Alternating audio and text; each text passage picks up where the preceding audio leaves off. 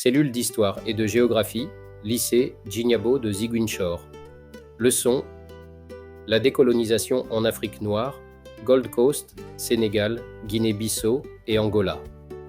Introduction: la décolonisation de l'Afrique noire s'est déroulée tardivement, par vagues successives, d'abord dans les colonies britanniques à la fin des années 1950, ensuite dans les colonies françaises dans les années 1960, et enfin dans les colonies portugaises dans les années 1970. Elle marque la fin d'un long système d'exploitation coloniale mis en place par les puissances européennes, souvent au prix d'une lutte politique ou armée. La décolonisation de la Gold Coast, Ghana. La Gold Coast devient colonie britannique en 1874. Exploitée pour ses ressources, cacao, or, bauxite, elle connaît des réformes politiques sans véritable transfert de pouvoir. Le nationalisme s'organise autour de l'UGCC dirigé par Dankwa, avec Nkrumah comme leader émergent. Après sa séparation d'avec l'UGCC, Nkrumah fonde le CPP en 1949 qui mobilise largement la population. Le CPP remporte les élections de 1951. En 1957, la Gold Coast devient indépendante sous le nom de Ghana. C'est la première colonie d'Afrique noire à obtenir son indépendance, marquant un tournant dans l'histoire du continent. Le cas du Sénégal. Le Sénégal fut une pièce centrale de l'AOF française, exploitée pour son arachide et ses ressources humaines. Le système colonial y est basé sur le travail forcé et l'indigénat. La conférence de Brazzaville en 1944 annonce des réformes sans remettre en cause la domination française. En 1946, l'Union française est créée, les colonies deviennent des territoires d'outre-mer, le travail forcé est aboli et des représentants africains sont élus. Lamine Gueye et Senghor sont députés. En 1948, Senghor fonde le Bloc démocratique sénégalais, BDS, avec Mamadou Dia. Le parti domine les élections locales. En 1956, la loi cadre des Fers accorde une large autonomie, mais supprime les structures fédérales, ce que Senghor critique comme une balkanisation. Il crée alors le Bloc populaire sénégalais, BPS, qui fusionne en 1958 avec d'autres partis pour fonder l'Union progressiste sénégalaise, UPS.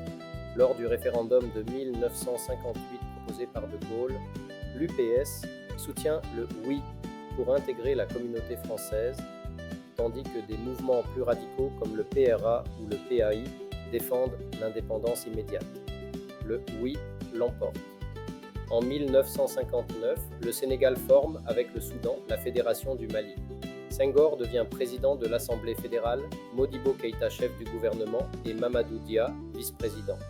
L'indépendance est obtenue le 20 juin 1960, mais des divergences politiques provoquent l'éclatement de la Fédération dès août 1960. Le Sénégal devient alors pleinement souverain.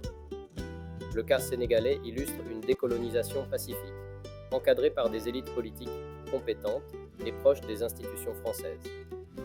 L'indépendance s'est faite par étapes, sans violence armée, avec une volonté de construire une nation stable. La décolonisation de la Guinée-Bissau, colonie portugaise pauvre et dominée. La Guinée-Bissau est exploitée pour ses ressources agricoles.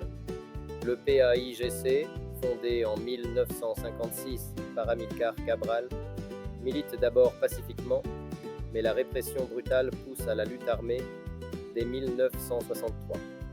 Le pays devient le symbole de la résistance coloniale, surnommé le Vietnam du Portugal.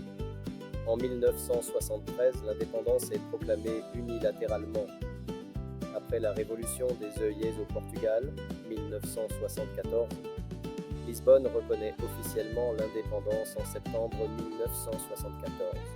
Le cas de l'Angola, colonie portugaise soumise à un régime brutal et raciste, l'Angola est exploitée pour ses ressources, diamants, pétrole. Les mouvements nationalistes, MPLA, FNLA, UNITA, émergent dans les années 50. La guerre d'indépendance commence en 1961.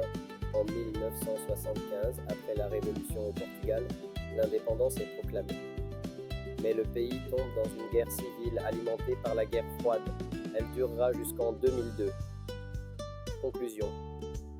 La décolonisation en Afrique noire fut multiforme, pacifique et politique dans les colonies françaises comme le Sénégal, plus violente dans les colonies portugaises.